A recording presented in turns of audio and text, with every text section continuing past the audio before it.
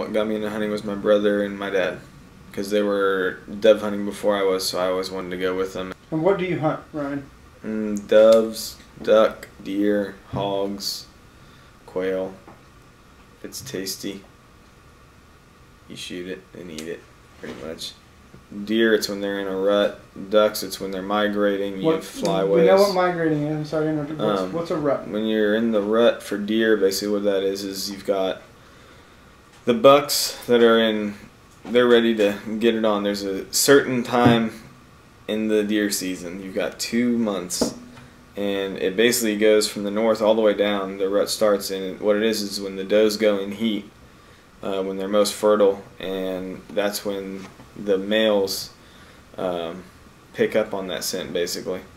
And they have their own scent as well, called their hocks, which are on their hind legs. And that actually brings that's when most people shoot bigger deer, because of the fact that the bigger deer are more concerned with getting a girl versus being safe. We basically have a deer lease down near Rock Springs, Texas, which is on the western edge of the Edwards Plateau and hill country. Ryan started hunting when he was about 14 years old. Initially took him out to dove hunt out in central Texas at a place where we go to. His arms were so short, I had to buy a special shotgun for him that was basically a youth model 20 gauge. He couldn't handle the normal butt stock length on a shotgun, so got one of those for him. When you're hunting with someone that young for the first time, you want to make sure that they stay with you so you can teach them proper safety techniques. You don't want someone going out there and accidentally shooting someone or something that they shouldn't be shooting. As he grew older, eventually took him deer hunting. Initially got a youth model 243 caliber that doesn't deliver too much of an aftershock, so that you can handle it, and he learned to hunt with it. Again, between myself and my cousin Ray, we went through all the proper steps of what you do, what you don't do. You don't just shoot wildly. You make sure you have a target that you want to take. You wait until the shot is in a position that you want to take it, not when the deer is just roaming around. This most recent hunt, he was using one of my rifles, which is a 25-06.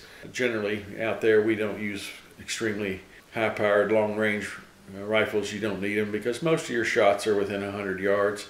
We generally use ballistic tip ammo because it provides a kill power that doesn't leave the deer wounded as long as you hit them in a vital area. Safety is the utmost importance in it.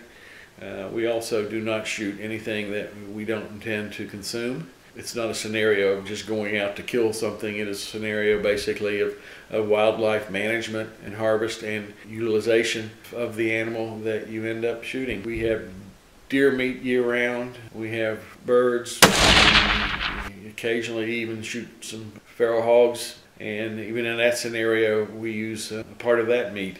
We grill it, we smoke it, we roast it, we do everything with it. We've gotten to the point where in most cases we prefer wild game over the beef that you buy at a store or the pork that you buy at a store, but we have family members spread all over Texas, and it's kind of a deal where several times a year we all come together and meet and enjoy each other's company and catch up and see what's going on in everybody's lives. And it's a good scenario for the overall family relationship too.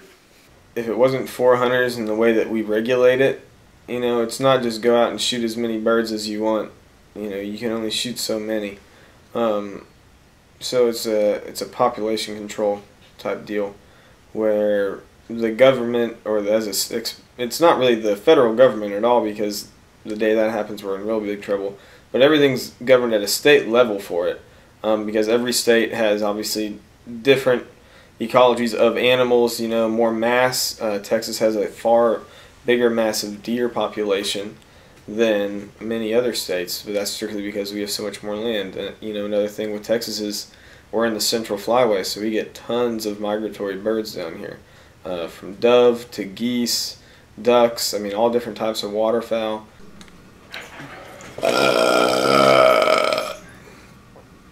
Great start.